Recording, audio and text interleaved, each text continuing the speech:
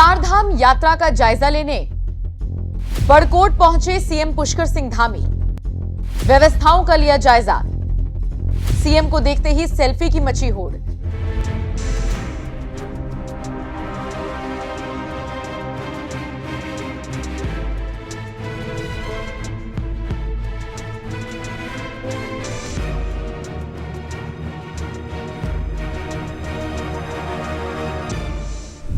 नमस्कार, आप देख रहे हैं एनएमएफ न्यूज। आपके साथ मैं हूं नम्रता चौधरी। इस वक्त चारधाम यात्रा की चर्चा हर तरफ हो रही है। देश भर से श्रद्धालु बाबा के दर्शन करने के लिए निकल पड़े हैं। यही वजह है कि हर दिन भारी संख्या में श्रद्धालु बाबा के धाम पहुंच रहे हैं। जाहिर है इतनी बड़ी तादाद में श्रद्धालुओं की भीड़ आएगी तो प्रशासन के साथ साथ सरकार को भी मुस्तैदी से काम करना ही होगा। दिलचस्प बात यह है कि मुस्तैदी से काम किया भी जा रहा है। इसका अंदाजा आप इसी से लगा सकते हैं कि खुद सीएम पुष्कर सिंह धामी जमीन पर उतरकर व्यवस्थाओं का जायजा ले रहे हैं। यकीन नहीं होता तो ये तस्वीरें देखिए। सोशल मीडिया पर वायरल हो रही वीडियोस को देखिए। सीएम धामी खुद लोगों के बीच खड़े होकर उनकी समस्याओं को सुनते हुए दिखाई दे रही हैं।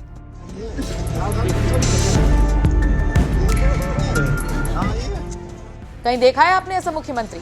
धामी की यही खूबी उन्हें हर किसी नेता से अलग बनाती है। सोचिए, अगर किसी धाम में एक एक दिन में लाखों लोग आ रहे हों तो उसे मैनेज करना आसान काम तो है नहीं। इसीलिए कहीं कोई कमी ना रह जाए, श्रद्धालुओं को किसी तरह की कोई दिक्कत ना हो, इसका ध्यान खुद पुष्कर सिंह धामी रख रहे हैं। इसी कड़ी में सीएम धामी चारधाम यात्रा का जायजा लेने के लिए बड़कोट पहुंचे। मुख्यमंत्री पुष्कर सिंह धामी ने यमुनोत्री नेशनल हाईवे पर बड़कोट में बने पंजीकरण जांच केंद्र पर पहुंचकर यात्रियों की समस्याओं को सुना और जल्द ही उसका निस्तारण करने का आश्वासन भी दिया।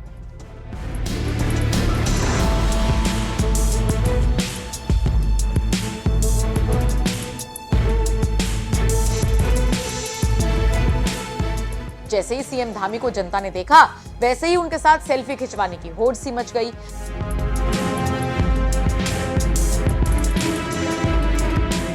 अब देखिए, सीएम तो अपनी तरफ से पूरी कोशिश कर रही हैं कि श्रद्धालुओं को कोई दिक्कत ना हो, लेकिन ये बात आम जनता को भी समझनी होगी, आपको और हमें समझनी होगी। पहले पूरी जानकारी लीजिए, उसके बाद ही आप चारधाम की यात्रा के लिए निकलिए।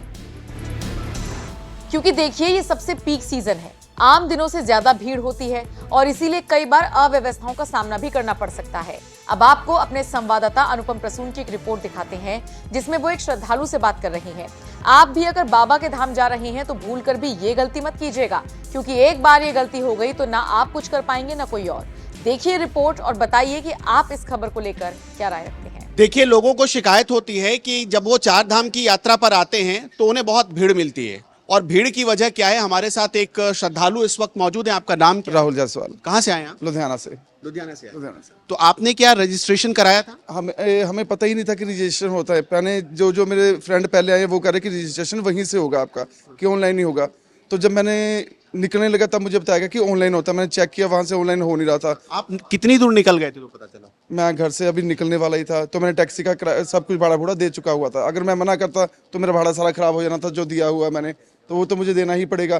तो अब मैं यहाँ 2 दिन हो गए, मैं यहीं बैठा हूँ। और सुबह बताते, शाम को बताते कि सुबह हो जाएगा, सुबह बताते कि अब बांधा जी आज नहीं कल होगा। अब पूरे एक डेट दे दी जाए ना हमें कि हम इतने दिन स्टे करें या कहीं और घूमने निकल लें, उसके बाद आकर अपना पंजीकरण करा लें यहाँ से। देखिए, यही गलती लोग करते हैं। जब वो चारधाम की यात्रा की प्लानिंग करते हैं तब उन्हें पूरी जानकारी नहीं होती। सबसे पहली गलती यही होती है। और यही जब आप गलती करते हैं तो ये गुस्सा आप जिला प्रशासन पर या फिर सरकार पर निकालते हैं। देखिए, आपको पूरा प्रोटोकॉल पता था कि क्या क्या होता है, कैसे कैसे होता है, कैसे रजिस्ट्रेशन होता है? नहीं, मुझे कुछ नहीं पता था इसके बारे में। आपने किसी से पता करने की कोशिश? मैंने जो मेरे फ्रेंड पहले आकर के पिछले साल होकर गए, उससे पिछले साल, सब वो कह रहे कि ऑनलाइन वहीं से होगा, आप वहाँ जाओगे, आपको वहाँ पर वो पंजीकरण कर देंगे आपका। तो जिस समय मैंने निकलने लगा तो मेरे भाभी यहाँ पर होकर गए और कहते मैंने पंजीकरण कराया। वो दिल्ली से होकर गए थे। कहते भीड़ बहुत ज्यादा, आपको पंजीकरण कराना ही पड़ेगा इसके लिए। तो आपको ऑनलाइन व्यवस्था क्यों दी गई थी कि आप घर बैठे आराम से पंजीकरण करा सके? आपको पता है ऑफलाइन बंद है अभी, ऑफलाइन पंजीकरण नहीं पता था मुझे इस बारे में। अगर पता होता तो मैं ऑनलाइन ही करा कर आता। तो आपको 2 दिन तो बर्बाद हो गए। हाँ, 2 दिन बर्बाद हो गया। अब आगे भी पता नहीं कितने दिन बर्बाद होते हैं, वो भी नहीं हमें पता ना। कि अब वो करे कि कल शुरू हो जाएगा, शायद पंजीकरण कल शुरू होगा, परसों निकलेंगे। तो जो टैक्सी का भाड़ा पड़ेगा वो तो पड़ेगा ही पड़ेगा। तो उससे अगर हम भी परेशान हो रहे हैं कि कैसे अब किया जाए, क्या वापस चले जाएं कि यहीं रुकें हम नहीं नहीं, आपका पंजीकरण होगा लेकिन आपको 2 दिन रुकना पड़ेगा। अभी 2 दिन और। हाँ, कल तक के लिए बंद है, ऑफलाइन पंजीकरण कल तक के लिए बंद है। ठीक है, कल तक के लिए बंद है, परसों खुल जाएगा। सुबह कितने बजे खुलेगा ये भी नहीं पता, क्योंकि लोग सुबह 6 बजे आके लाइन में लग जाते हैं। यहाँ पर एक हेल्पलाइन सेंटर है सर, हेल्पलाइन सेंटर कोई बना है यहाँ पर? जी, हेल्पलाइन सेंटर है, हमारी जो साइट्स हैं उस पर भी नंबर्स दिए हुए हैं। पर्यटन विभाग का भी कुछ बना है? जी, पर्यटन विभाग का भी है और उनके जो टोल फ्री नंबर हैं वो भी हैं और साइट पर भी नंबर हैं। मेल की व्यवस्था है, व्हाट्सएप की व्यवस्था है, हर माध्यम से रजिस्ट्रेशन कराया जा रहा था अभी तक। आपने अभी तक ऑनलाइन संपर्क? मैंने ऑनलाइन किया पर शो ही नहीं हो रहा, वो चल ही नहीं रहा, ऐप ही नहीं चल रहा ऑनलाइन का। हाँ, एक बार आप करके दिखाइए क्या हो रहा है। मेरे भाई साहब के पास है मोबाइल। वीडियो बनाइए इनका हाँ। थोड़ा सा, क्या हो रहा है अभी देखिए क्या समस्या है। मैं एक बताता हूँ आपको।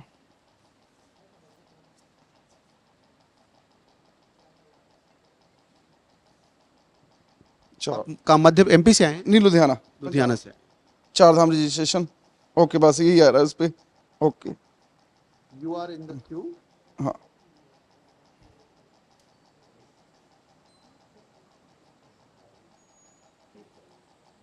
Nine 3161900 RAHU @123119895 sign in.